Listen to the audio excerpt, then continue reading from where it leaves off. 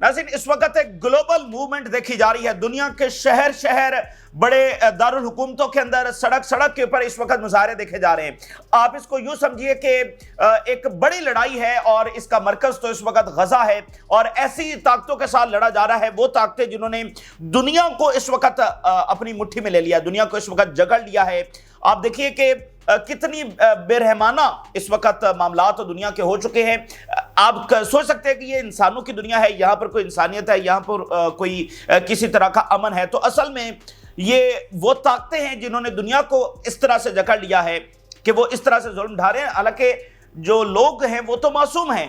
तो आप ये समझिए कि ये इन ताकतों से निजात की जंग है, जिसमें बरह रास्त फलस्तीनी लड़ रहे हैं और अपनी जानें वहां पर दे रहे हैं, और उनकी सपोर्ट के अंदर जो है वो पूरी दुनिया के इंसान अपने अपने मालिक के अंदर इस वक्त निकल आए हैं। और अगर जिन ताकतों से फलस्तीन लड़ रहा है इनको शिकस्त दे दी जाती है तो इसका मतलब पूरी इंसानियत की निजात होगा। क्योंकि अगर आप जरा इसको स्टडी कर लें तो आपको पता चल जाएगा कि ये जो ताकतें हैं जो गजा के अंदर ये सारा जुल्म कर रही हैं, इन्होंने कैसे दुनिया को जकड़ा हुआ है, कैसे दुनिया को कंट्रोल करते हैं, उनकी सोच को, उनके नैरेटिव्स को, एक एक चीज को ये कैसे कंट्रोल करते हैं, कैसे इनकी जड़ें फैली हुई हैं। तो इसलिए ये दुनिया की निजात की जंग है जो इस वक्त लड़ी जा रही है। इसकी डायमेंशंस इतनी ज्यादा है। इसके साथ साथ मॉस्को के अंदर बड़ी अहम तरीन मीटिंग होने जा रही है।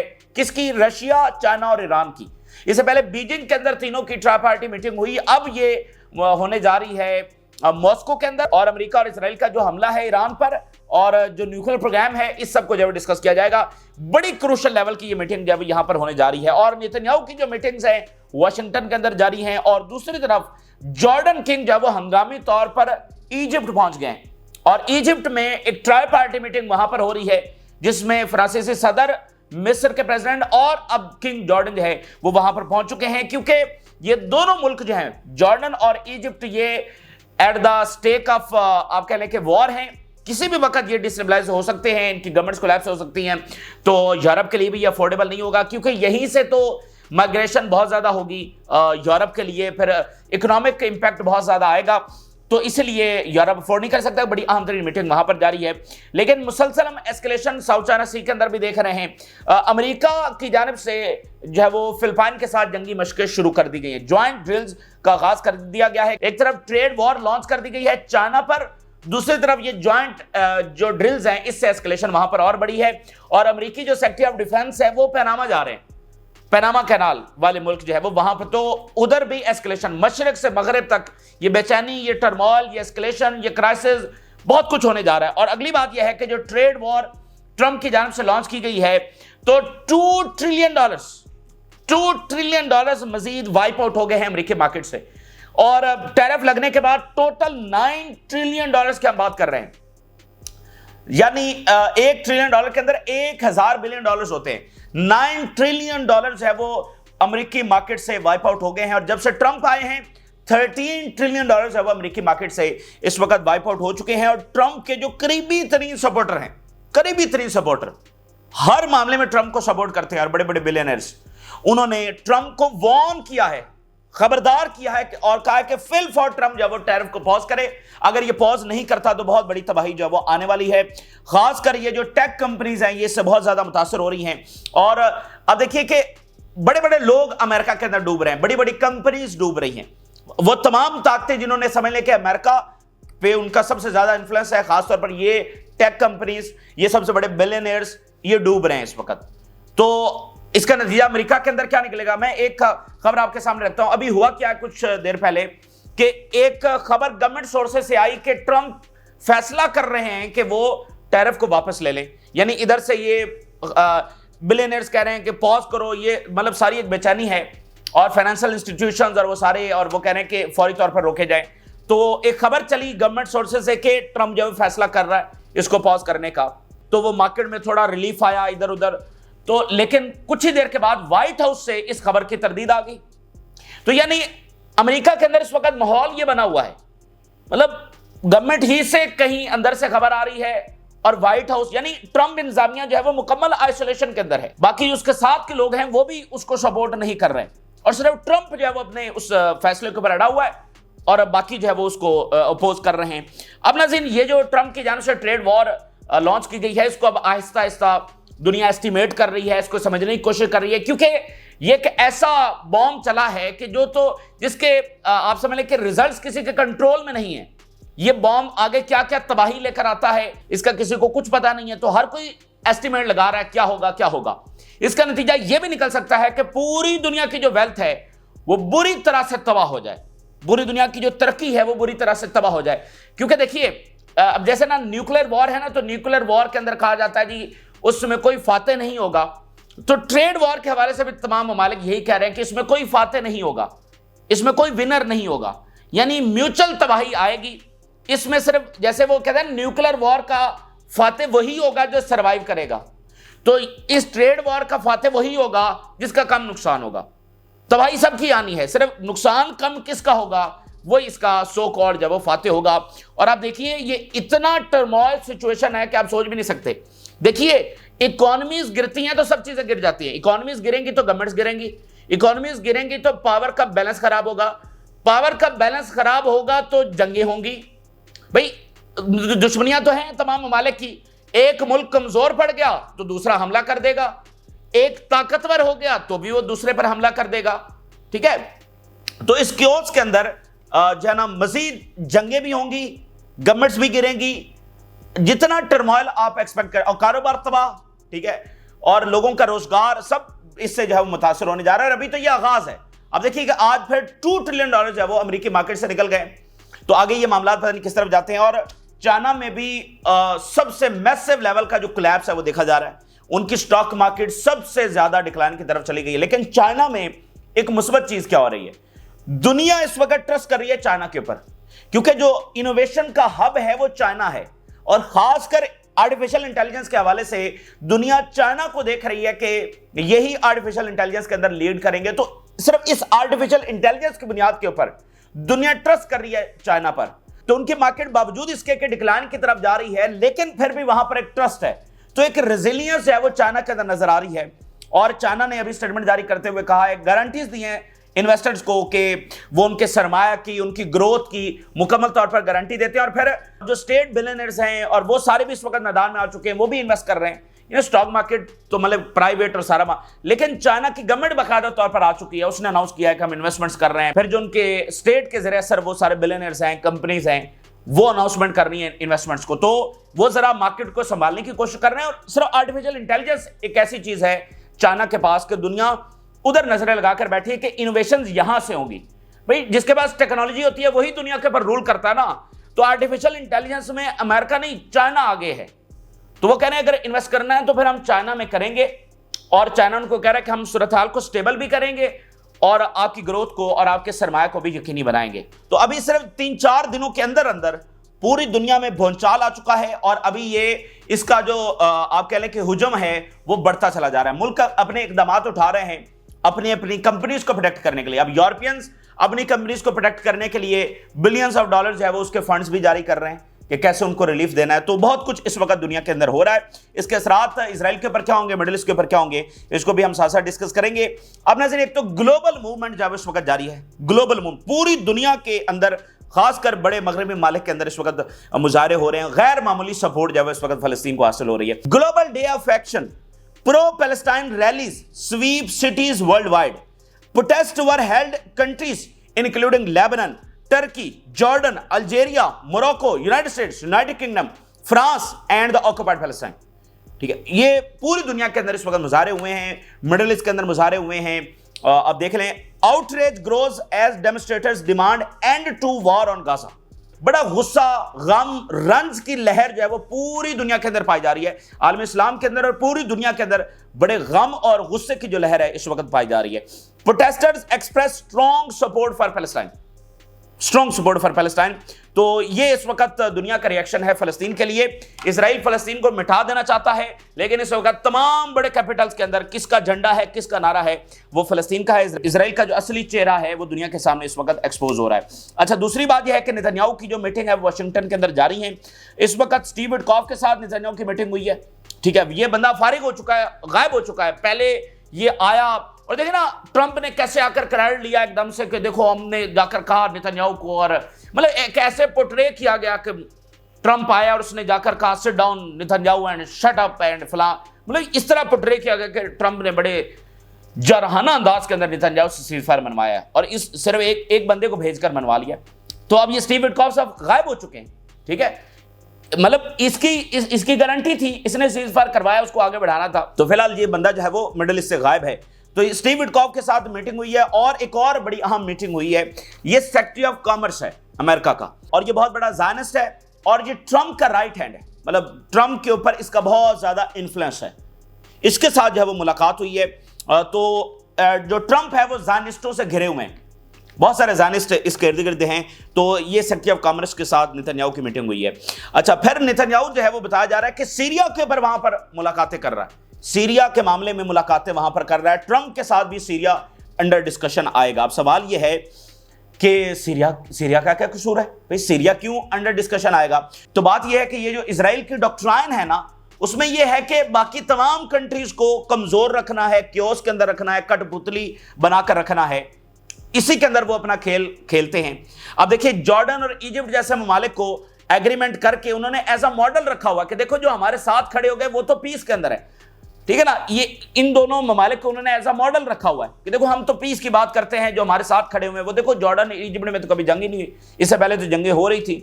तो इनको कठपुतली जब उन्होंने बनाकर रखा हुआ है और इनके साथ एग्रीमेंट करने का और भी इजराइल के लिए जरूरी था कि उनके दो बॉर्डर जो है वो सेफ हो जाएं। तो सीरिया के ऊपर जो है वो बड़े मामलात वहां पर हो रहे हैं और एक बड़ी जंग जो है वो वहां सीरिया के ऊपर लॉन्च होने जा रही है। ऑलरेडी वो जंग जारी है, उधर ज्यादा तवज्जो नहीं है, लेकिन भाई वो एडवांस कर रहे हैं और अपनी स्ट्रेटजी के मुताबिक स्लोली कर रहे हैं। अब ये थोड़ी होगा कि वो एकदम 2 लाख फौज जब वो सीरिया में दाखिल कर देंगे। जंग लॉन्च हो चुकी है सीरिया के ऊपर, इजराइल वहां पर दाखिल है, वो सीरिया को एक स्टेबल स्टेट नहीं बनने दे रहा है, हर उस इकदाम के खिलाफ जा रहा है, एयर स्ट्राइक जहां वो चाहता है कर रहा है। तो पीछे बचा क्या है? तो ये जो मुलाकातें वाशिंगटन के अंदर हो रही हैं एक ग्रेटर वॉर लॉन्च करने के लिए, इससे भी बड़ी, और ईरान के ऊपर हमला करने के लिए, देखते हैं वहां से क्या चीज सामने आती है। और दूसरी बात यह है कि जहां वाशिंगटन के अंदर ये हो रहा है तो मॉस्को के अंदर भी बहुत बड़ी मीटिंग होने जा रही है, बड़ी डिसाइसिव लेवल की मीटिंग होने जा रही है। चाइना, रशिया और ईरान की ये मीटिंग होगी क्योंकि अमेरिका किसी भी वक्त हमला कर सकता है। तो ये try party meeting, a try party expert level meeting between Iran, China and Russia will be held in Moscow. अब आप देखिए कि पिछले जो 5 दिन हैं उसमें रशिया की मुसलसल स्टेटमेंट्स आती रही हैं, हर दिन उनके स्टेटमेंट आई है और उन्होंने अमेरिका को खबरदार किया है।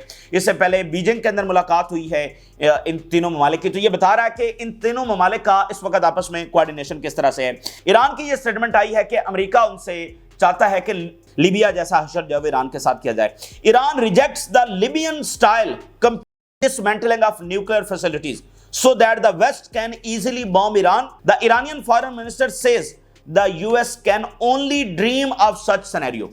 ईरान ने कहा कि तुम हमें लिबिया बना देना चाहते हो और लिबिया स्टाइल। देखें अमेरिका की शर्त क्या है, असल में तो ये शर्त इजराइल की है लेकिन वाया ट्रंप रही है कि ईरान अपनी न्यूक्लियर फैसिलिटीज को हमेशा के लिए इस तरह से खत्म कर दे कि वो मुस्तकबिल में भी न्यूक्लियर की तरफ नहीं जाएगा। अच्छा, अगर ईरान ये कर लेता है तो उसका नतीजा क्या निकलेगा? आज से 6 महीने बाद, 1 साल बाद, 2 साल के बाद वो कोई नई तौजीहात लेकर आ जाएंगे और ईरान के ऊपर हमला करने की कोई नई रीजंस लेकर आ जाए। उनके लिए क्या है?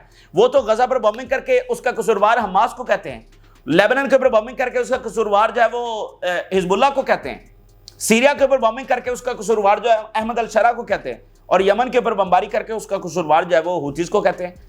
तो उनके लिए क्या है? कोई भी जवाब। वो ये कह देंगे कि ईरान जब अपने तो मुआहदे की खिलाफवर्जी कर रहा है, तो उस वक्त जब ईरान के ऊपर बमबारी हो जाएगी तो फिर कौन गारंटी देगा, कौन जाकर रोकेगा अमेरिका और इजराइल का हाथ? कोई भी नहीं रोक सकता। तो ईरान की जो प्रोटेक्शन है वो उसके न्यूक्लियर के अंदर है। तो सवाल ही पैदा नहीं होता कि ईरान जब अपना न्यूक्लियर जब रोल बैक कर देगा। तो इसलिए उन्होंने बड़ा सख्त तरीन, एक तरफ वाशिंगटन और एक तरफ मॉस्को के अंदर अहम तरीन मुलाकातें। और ईरान ने यह भी कहा है कि एक स्ट्राइफ यानी इख्तलाफात पैदा करने की अटेम्प्ट की जा रही है। किसके? ईरान और उसके नेबर्स के, यानी अरब ममालिक के साथ। आपको याद है पिछले महीनों के अंदर कितने अच्छे ताल्लुकात बन रहे थे, कैसे रिवाइवल हो रहा था।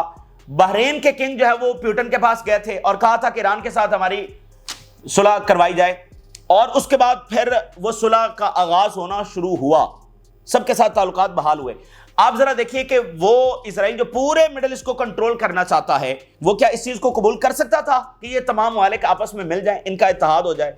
तो उसने वो सूरत हाल, वो क्योस, वो टर्मोइल, वो जंगें, वो फसाद वो खड़ा करना ही था कि ये जो माहौल बन रहा है दोस्ती का, ताल्लुकात का, रिवाइवल का, मुसलमानों के मुत्तहद होने का, ये ना हो सके। भाई ये इत्तेहाद तो इजराइल का इख्तिताम है। आप देखिए 73 की वॉर के बाद तो कभी मुसलमान मिलकर इजराइल के ऊपर हमलावर नहीं हुए, ये तो आपस में लड़ना शुरू हो गए थे। तो इससे अच्छा इजराइल को और क्या चाहिए? तो ये इत्तेहाद जो वो कभी होने नहीं दे सकता था। असल जो जंग है वो इस इत्तेहाद को तोड़ने की है। ये मीडिया में इतना डिस्कस नहीं होता, लेकिन असल में उन तमाम चीजों को रिवर्स करने की जंग है जो कंसेंसस की तरफ आ रही थी। चाहे वो फलस्तीनी रियासत के ऊपर कंसेंसस हो, चाहे वो ईरान अरब ताल्लुकात हो, चाहे इस्लामी दुनिया का मुत्तहद होना हो, इसको रिवर्स करने की ये सारी कोशिशें हैं। और किंग जॉर्डन जो है वो हंगामी तौर पर इस वक्त पहुंच गए हैं कायरो के अंदर, जहां पर ट्राई पार्टी मीटिंग जारी है। King Abdullah hold a summit in Cairo with the Egyptian and French president to discuss the dangerous situation in Gaza. Clock जो है वो टिक टिक कर रहा है, बहुत थोड़ा टाइम है इजिप्ट और जॉर्डन के पास, प्रैक्टिकल इकदामात लेने हैं। लोगों में गुस्सा बहुत है। अभी आप देखिए कहां कहां मुजाहरे हो रहे हैं, जॉर्डन में, इजिप्ट में, मोरक्को के अंदर, लेबनान के अंदर, सीरिया के अंदर, ठीक है। तो वो अरब स्ट्रीट एंगर जो है वो बढ़ता चला जा रहा है। बहुत शॉर्ट टाइम है इनके पास, प्रैक्टिकली जाकर गजा को रोकना है या फिर ये खुद जंगों के अंदर ड्रैग हो जाएंगे। इसके साथ आप देखिए दुनिया कैसे इकदाम उठा रही है। कोलंबिया ने अपने जो ताल्लुकात है वो इजराइल के साथ सवेयर कर दिए हैं, ठीक है। और इसके साथ एक और काम ये किया है कि एंटी ज़ायनिस्ट जो रवैया है उसको अहम तरीन जिम्मेदारी दे दी है। Colombia taps anti Israel rabbi for religious affairs. Colombia officially severs diplomatic ties with Tel Aviv, ठीक है। तो दुनिया के ममालिक जब वो इस तरह से फलस्तीन के साथ खड़े हो रहे हैं। अभी नाज़रीन खबर ये सामने आ रही है कि अमेरिकी सेक्रेटरी ऑफ स्टेट पनामा का दौरा करने जा रहे हैं और पनामा कैनाल वाला मामला वहीं पर है, वो भी दोबारा से किसी वक्त जो है वो एस्केलेशन होगी और अब ये दौरा ये बड़ा इंपॉर्टेंट है। और अब देखिए ये जो ग्रीनलैंड वाला मामला है ना, ट्रंप ये जो क्योस पैदा कर रहे हैं, इसमें उनकी कैलकुलेशन ये भी होगी कि अगर यूरोप की इकोनॉमी कोलैप्स कर जाती है, या यूरोप अगर उनकी इकोनॉमी बुरी तरह से मुतासर होती है, तो फिर लेन देन होगा ना भाई, अमेरिका के हाथ में ज्यादा कंट्रोल आ जाएगा, तो वो फिर लेन देन करेगा कि ग्रीनलैंड हमें दे दो, हम ये चीज तुम्हें दे सकते हैं। तो वो ऐसा माहौल भी एक ट्रंप जब बनाना चाहता है, लेकिन अगर रिजल्ट उसके मुताबिक आए तो बहरहाल। अच्छा, इसके साथ अमेरिका और फिलिपाइन की जो ज्वाइंट ड्रिल्स हैं वो शुरू हो चुकी हैं, अमेरिका और फिलिपाइन की। वहां पर वो मिसाइल भी डिप्लॉय कर रहे हैं, कुछ कर चुके हैं जिन्होंने की जो लोकेशंस हैं चाइना की उसको अपनी रेंज के अंदर ले लिया है। अभी चाइना ने बड़ी सख्त तरीन वार्निंग जो है वो फिलिपाइन को जारी की थी, लेकिन दोबारा से जंगी मशकें जो वहां पर शुरू हो गई हैं, इससे जो टेंशंस हैं वहां पर बहुत ज्यादा राइज कर रही हैं। तो मुख्तलिफ तर्ज की जंगें हैं जो इस वक्त जारी हैं, दुनिया में बहुत ज्यादा टर्मोइल है। अच्छा, अब जरा आखिर में आपके सामने सूरत हाल रखते हैं। वर्ल्ड मार्केट जो है इस वक्त प्लंज कर गई है, वर्ल्ड मार्केट इस वक्त डूब गई है, वर्ल्ड इकोनॉमी इस वक्त डूब रही है। और सबसे बड़ा नुकसान तो खुद अमेरिका को हुआ है, मजीद $2 ट्रिलियन जो है उनका सफाया हो चुका है, टोटल $13 ट्रिलियन। और देखिए ये किसका नुकसान हो रहा है, अमेरिकन कंपनीज का जो सरमाया है वो निकल गया। यानी एप्पल से पैसे निकल गए, टेस्ला से निकल गए, एनवीडिया से निकल गए, अमेजॉन से निकल गए, कई बिलियंस ऑफ डॉलर्स। मिसाल के तौर पे एनवीडिया और एप्पल से $100 बिलियन से ज्यादा का सरमाया निकल गया। ये जो ओवरऑल आपको $2 ट्रिलियन, जैसे आज खबर आई कि $2 ट्रिलियन निकल गए, इसका मतलब क्या है? इसका मतलब यह कि हजारों अमेरिकन कंपनीज में से पैसा निकल गया, ठीक है, या सैकड़ों जितनी भी कंपनीज हैं उनमें से पैसा जो इन्वेस्ट किया हुआ था वो सरमायादारों ने निकाल लिया। ये इन टोटल $2 ट्रिलियन है। और अमेरिकन कंपनीज इससे बहुत सारी तो डूब जाती है ना भाई। एप्पल की वर्थ जो है वो मिसाल के $1 ट्रिलियन है, उसमें से 200 बिलियन निकल गया तो पीछे 800 है, तो कुछ तो कंपनीज ही होती हैं $2 बिलियन की। तो वो तो ऐसी कितनी कंपनीज हैं वो डूब गई हैं, खत्म हो गई, तबाह दिवालिया हो गई हैं। तो अब यहां पर खासकर जो अमेरिकन मैग्निफिसेंट 7 कंपनीज हैं वो इससे मुतासर हो रही हैं। यानी ये जो टेक जायंट्स हैं और ये टेक इंडस्ट्रीज हैं जिनका गलबा है पूरी दुनिया के ऊपर, जो अमेरिकन इकोनॉमी में अमेरिकन इन्फ्लुएंस के अंदर सबसे ज्यादा किरदार अदा करती हैं, यही तो इनोवेशंस करती हैं, यही तो जो कंट्रोल है, डोमिनेशन है, उसमें अहम तरीन किरदार अदा करती हैं। 2 हेडलाइंस जरा देखिए। Global stock market plunge as US trade tensions escalates. Asia stock sink. China, Japan lead losses as Trump's trade war intensifies. America, China, पर पूरी दुनिया, जैसे मैंने आपको बताया ना कि इसका नतीजा यह भी निकल सकता है कि पूरी दुनिया की जो वेल्थ है वो तबाह हो जाए। मैं उसको स्वेर तरीन धचका जब लगे। अच्छा, यहां पर एक बड़ी इंपॉर्टेंट चीज मैं आपके सामने रखना चाहता हूं इस सूरत हाल को समझने के लिए। अच्छा, ट्रंप के करीबी तरीन सपोर्टर हैं, करीबी तरीन सपोर्टर, और हर मामले में ट्रंप की सपोर्ट करते हैं। उन्होंने अभी ये कहा है, वॉर्न किया है ट्रंप को कि फिल फॉर जो टैरिफ है उसको पॉज किया जाए, और उन्होंने ये टर्म इस्तेमाल की है कि न्यूक्लियर विंटर आने वाला है अगर ये टैरिफ वॉर ना रोकी गई। Ekman warns of economic nuclear winter from Trump tariff. अब ये न्यूक्लियर विंटर क्या है? देखिए, न्यूक्लियर विंटर की जो टर्म है ना, वो इस तरह से इस्तेमाल की जाती है कि अगर दुनिया में न्यूक्लियर जंग होती है तो उसके बाद दुनिया में ऐसी तबाही आएगी कि वो जो स्मोक है, धुआं है, उसके ऐसे बादल दुनिया के ऊपर छा जाएंगे कि जो सूरज की रोशनी है वो जमीन तक पहुंच ही नहीं सकेगी फॉर डेकेड्स। ठीक है, धुआं ऐसा जो है वो क्लाउड बना लेगा कि सूरज की रोशनी जो है वो इस प्लैनेट के ऊपर पहुंच नहीं सकेगी। इस पीरियड को उन्होंने डार्कनेस का जो है नाम दिया है। जब सूरज की रोशनी नहीं पहुंचेगी तो वैसे डार्कनेस होगी, और फिर विंटर होगा। भाई, बर्फ पड़ जाएगी ना, जब सूरज की रोशनी नहीं होगी तो फिर क्या होगा इस दुनिया में? वो विंटर आ जाएगा, बर्फ पड़ जाएगी हर तरफ। तो वो जो न्यूक्लियर वॉर के बाद का पीरियड है, पीरियड ऑफ डार्कनेस या न्यूक्लियर विंटर जिसको कहते हैं, करीबी तरीन जो ट्रंप के सपोर्टर हैं वो ये कह रहे हैं कि इस ट्रेड वॉर का नतीजा भी न्यूक्लियर विंटर निकलेगा। यानी इसके बाद भी जो तबाही आने वाली है वो भी इसी तरह की होगी कि हम पीरियड ऑफ डार्कनेस के अंदर जाने वाले हैं। ये एक ऐसी चीज होगी कि जिसके असरात से निकलते निकलते दुनिया को टाइम लगेगा। यानी देखे ना, कितने दुनिया के अंदर कारोबार, कारखाने, इंडस्ट्रीज, रोजगार, कारोबार तबाह होने जा रहे हैं। तो वो रिवाइव करना, कारखाना एक दिन में बंद तो हो सकता है, एक दिन में शुरू नहीं हो सकता। ठीक है, तो ये जो तबाही आने जा रही है, इसका जो रिवाइवल है, इससे जो आप रिकवर करेंगे, उसके लिए आपको डेकेड्स लग जाएंगी। इसलिए वो कह रहे हैं एक एक दिन का जो नुकसान है वो अनबियरेबल है। इसलिए ये एक ऐसा एटम बम है, इसको फिल फॉर रोक देना चाहिए। इसका नतीजा ना अमेरिका के लिए अच्छा निकलेगा ना किसी और के लिए अच्छा निकलेगा। तो वही बात कि जैसे न्यूक्लियर वॉर के अंदर वही फाते होगा जो सरवाइव करेगा, तो यहां पर भी फाते वही है जिसका नुकसान कम होगा।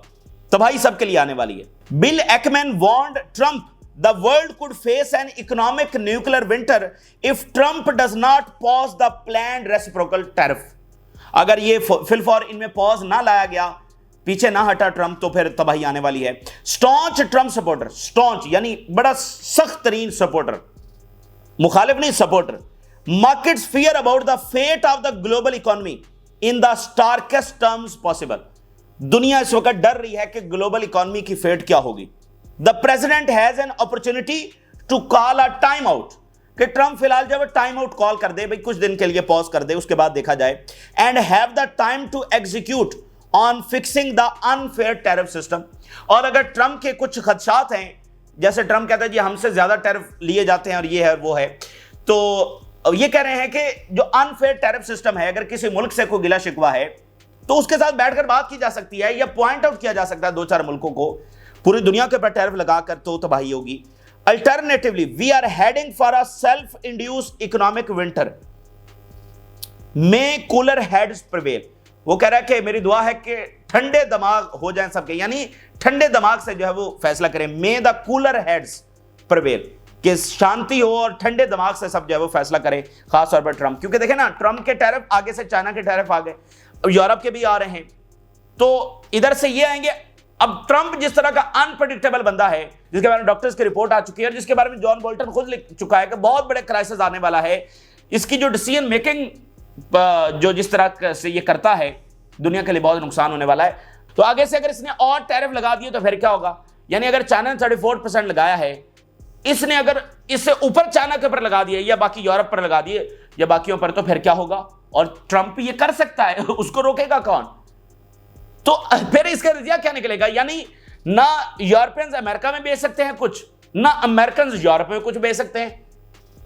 तो आप जरा अंदाजा तो करें, भाई जैगवार है, भाई ऑडी है, BMW है, फोर्ड है, टेस्ला है, तो ये खरीदनी किसने है? यूरोप और अगर अमेरिका आपस में नहीं बेच और खरीद सकते, अगर चाइना और अमेरिका आपस की चीजें नहीं खरीद सकते, ये बड़ी बड़ी जो कंपनीज हैं, इनकी प्रोडक्ट्स खरीदनी किसने हैं? ठीक है, ये क्या अफ्रीका में जाकर बेचेंगे? और भाई बड़ी इकोनॉमी से खरीदती है ना। तो इसलिए ये एक ऐसा एटम बॉम्ब है जो पता नहीं क्या कुछ तबाही लेकर आएगा, क्या कुछ गिराएगा, और ये कंट्रोलेबल नहीं है। यानी आपने चला दिया तो फिर आपके कंट्रोल में नहीं है। चाइना से आखिर में 2-4 हेडलाइंस देखिए। चाइना की मार्केट जो है वो 10% गिरी है, ये सबसे लार्जेस्ट लेवल के ऊपर वो गिरी है। लेकिन चाइना में जैसे मैंने इंट्रोडक्शन में बताया कि वो रिजिलियंस है। ये देखिए, China stock market shows resilience as Beijing commits billions to artificial intelligence. China's national team intervenes to stabilize market after Beijing's pledge of support। यानी चाइना की गवर्नमेंट ने, उनकी नेशनल टीम से मुराद उनके जो बिलियनर्स हैं, तो वो उन्होंने इंटरवेंशन किया है और कहा कि हम इन्वेस्ट करेंगे, स्टेबलाइज करेंगे। तो वहां पर एक मुस्बत रुझान जो है वो देखने को मिल रहा है। दुनिया ट्रस्ट कर रही है आर्टिफिशियल इंटेलिजेंस के हवाले से। मुस्तकबिल तो आर्टिफिशियल इंटेलिजेंस का है, तो आर्टिफिशियल इंटेलिजेंस बनानी किसने है? अमेरिका और चाइना में किसी ने बनानी है। तो दुनिया ज्यादा चीन के ऊपर देख रही है। जो डीप सीक आया ना, उसके बाद दुनिया का ट्रस्ट चीन के ऊपर बढ़ा है, ना कि अमेरिका के ऊपर। तो इस वक्त चाइना के लिए सबसे इंपॉर्टेंट चीज बन गई है आर्टिफिशियल इंटेलिजेंस, जो सरमायादारों को लेकर आएगी, जो इन्वेस्टर्स को लेकर आएगी। तो ये बहरहाल दिन ब दिन चीजें अनफोल्ड होंगी, बहुत बड़े इवेंट्स होंगे। इसके अंदर अगर अमेरिका जो है वो उसका एम्पायर खत्म होता है और मल्टीपोलर वर्ल्ड ऑर्डर इससे इमर्ज, देखिए कोल्ड वॉर हुई ना, तो अमेरिका यूनिपोलर वर्ल्ड में सुपर पावर बनकर उभरा। तो इसमें अगर उसके एम्पायर का खात्मा होता है और मल्टीपोलर वर्ल्ड दोबारा से इमर्ज करती है, तो फिर इजराइल का क्या होगा? और इस सारे टाइम के अंदर इजराइल क्या जी सकता है? जितने दिन जंग चलेगी उसका मजीद नतीजा क्या निकलेगा? तो ये एक ऐसी सूरत हाल है कि हम आलमी जंग की तरफ भी जा सकते हैं, जितना टर्मोल है। और अगर आलमी जंग की तरफ नहीं जाते तो बहुत सारी जंगें तो एक्सपेक्टेड हैं इस टर्मोल के अंदर। तो ये ताज़ा तरीन सूरत हाल है जो आपके साथ शेयर की। आपने राज जरूर आगाह करें। जिन लोगों ने चैनल को सब्सक्राइब नहीं किया उनसे रिक्वेस्ट करेंगे चैनल को जरूर सब्सक्राइब कर लें, ताकि हर आने वाली वीडियो आप तक पहुंच सके। अल्लाह हाफिज़।